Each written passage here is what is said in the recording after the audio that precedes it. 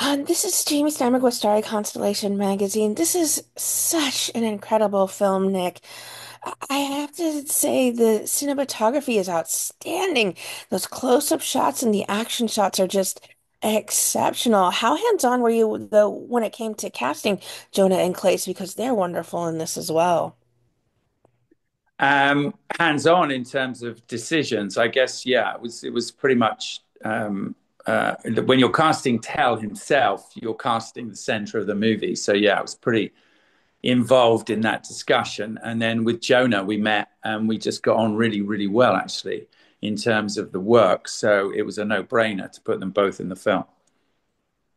Well, Claes, really, most people know it's just William Tell is this person who shot an apple off of his son's head. Did you dive then into research to find out more about who he was as a human being and Oh his yes, true of story? course. Yeah. I mean, he's a legend. There's no proof that he ever really lived. So of course, so what I really tried to dig into was like, of course, the whole. I mean, what is a legend, and what are we bringing here? But as you just mentioned, I actually only knew the bit about him shooting an apple off his son's head, and then it turned out that it's at the center, it's at the core of a much bigger story that is about liberty, and it's about your right to live your life as you want to, and it's about deciding to stand up to this aggressor that is trying to take over your life and your land, and it just became that whole dilemma moved into that one situation, into one guy, and I thought that was really, really interesting. So obviously the whole thing that sort of sets the that situation up is was very interesting to sort of to dig into that whole thing. Jonah, what kind of backstory were they giving you, or how did they describe Rudens to you originally? Nick, I think, described him to me as a young a young prince who's ambitious and precocious as well, and crucially very in love. And I think a lot of his decision making is based around his relationship and his romance and being in love. But also, I think he was described as someone that loves his country and wants to kind of impress his uncle, this father figure, the Baron of Attinghausen. And I think he wants to show him that he can be a leader. And I think kind of precociously thinks that he has found the diplomatic way to do that. Of course, he's wrong and he has a lot to learn. I think he has a lot to learn both from his uncle and from Bertha, his romantic partner.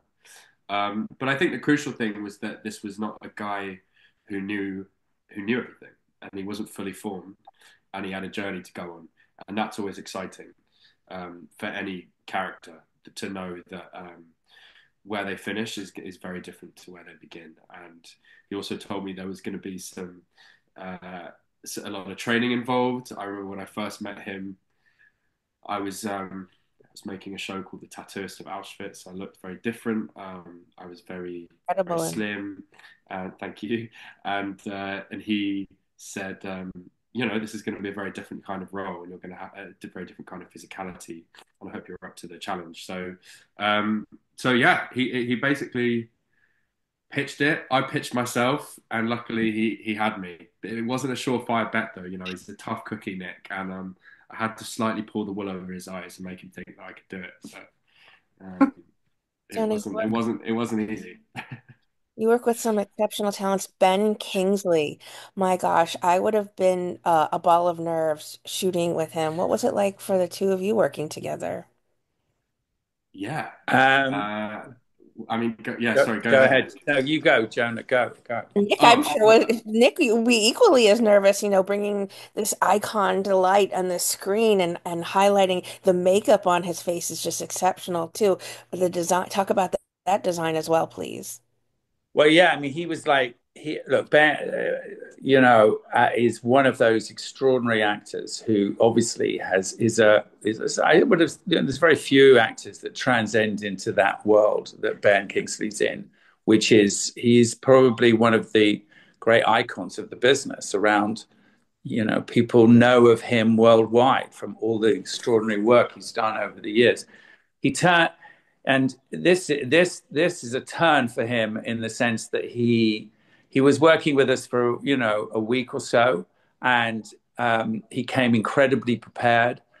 We discussed the entire mold of his face and how we were going to do that mask because he's basically playing a character who was a real character in history who lost his eye in a battle. And so we experimented with what sort of eye masks would go on him. And we liked the idea that he put another eye on top of an already dead eye. So you had this extraordinary, so it's quite hard to act with one eye,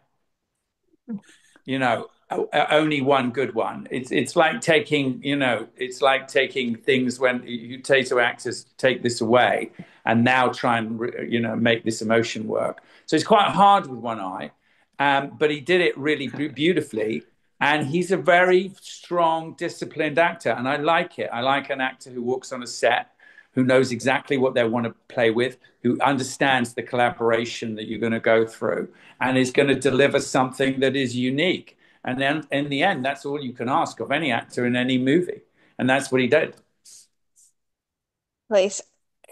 The work you do in this movie is palpable. Is there a particular scene you're most proud of the work you've put into, whether it's the apple shooting or maybe a more emotional scene for you or a battle scene? Because you're wielding swords and there's so much work you've put into it physically and emotionally for this No, film. there's a lot going on here, but I will definitely say that it is the Apple scene that was like the crown jewel of this whole thing because it's such if we don't get that scene right, the whole movie will fall apart, and we knew that. I mean, this is what people know of this legend, and we needed to get that whole thing right, and in order to get that right, and we talked about this a lot because I mean how do you arrive at a decision to make something to make a decision like that to shoot an apple from your son's head? I mean, I don't think we actually were like, whoa, how do you make a decision like that? And I think the answer we came up with, or what I said to Nick, is I need everybody here to really help me build the whole tension and build the pressure that Tell is under to I mean when Connor stabs Sam in the neck, I mean that sort of like prompts uh the decision, right? But up until there's been so much going on, and we have all the main characters in this scene. So I think we quite early on realized that we need to get this right, and we need to rehearse it. We need to know the ins and outs of it, and so we did. We took it very seriously, I thought, and we rehearsed it for days, and we shot it for 5 days, and it was that kind of collaboration that where you sort of know this is what I enjoy about the work because I think that is what I enjoy about the work. It is the collaboration. It is like developing something like that and making sense of something and making something like that believable because it is when you try and think you can't think it. You can't understand it by thinking it. You need to do it because I mean, I can't imagine anybody who would say yes to doing something like that just by trying to imagining. You have to live it. Nick, is there a scene that came from page to screen that you're most proud of? Or that was maybe more Um, difficult for you than you had initially imagined it to yeah, be. Maybe it no, is the Apple scene.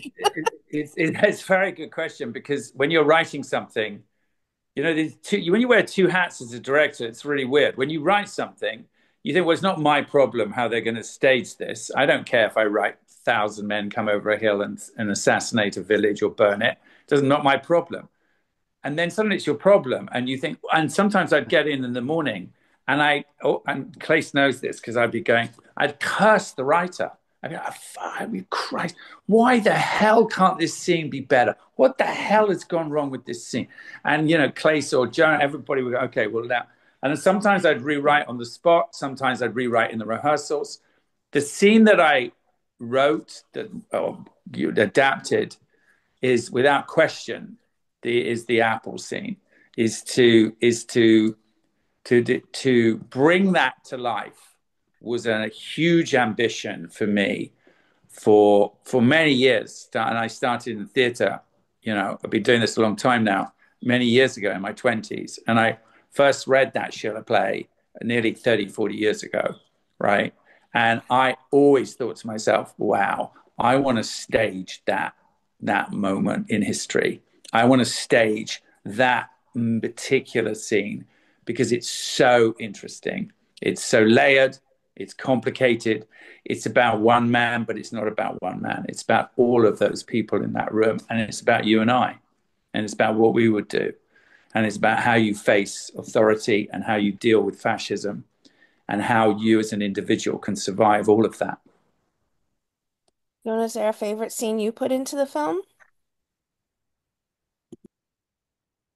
Uh, God, there are a few, and I sort of like them for different reasons. I mean, going back to working with Ben, it I definitely both him and Jonathan Pryce are such icons of stage and screen, um, and you do feel quite intimidated working with them, but that is a nice feeling as well because it feels exciting.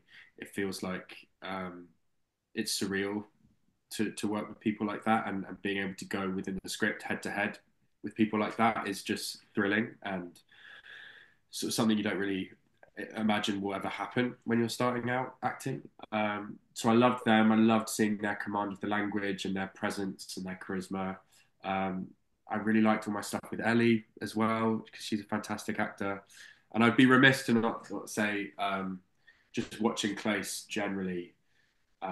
One scene in particular, he gives his big kind of battle cry speech, and it took a whole day. It was a long day, and there was no sense whatsoever that anyone was getting tired of that performance and that speech because it was so passionate and nuanced and managed to find layers every time he did it. And I'm basically I don't really say anything in that scene, so I could just watch. And it was nice because I was just an audience member at that point. Oh man, you're really sweet. Um, Oh, thank so, you. well, no, you're welcome. It's true, and so that's a terrible answer because I basically just said all the scenes that I was in, and got to be You part stood of. So, there and just but, watched. But your I tried. favorite I one was tried. when you did. No, the favorite one. This is Jonah is so self-effacing. The favorite scene was when he didn't speak. It's true. It's probably true. That one because I could just hang out on a tree trunk and watch the master do his thing. I like that one. Well, Claes and Jonah, you are, as I said, exceptional in this film. And Claes, you were outstanding in Bad Sisters. And Jonah, you have to know how much it means to so many people to see you in Tattooist of Auschwitz, especially now at a time of discontent. Both of you are just exceptional at giving us Thank you so beautiful much. action and powerful performances. Time after time, you bring it. And it's no different here with William Tell. Thank you so much. You're so sweet. Thanks, Jamie. Thank you.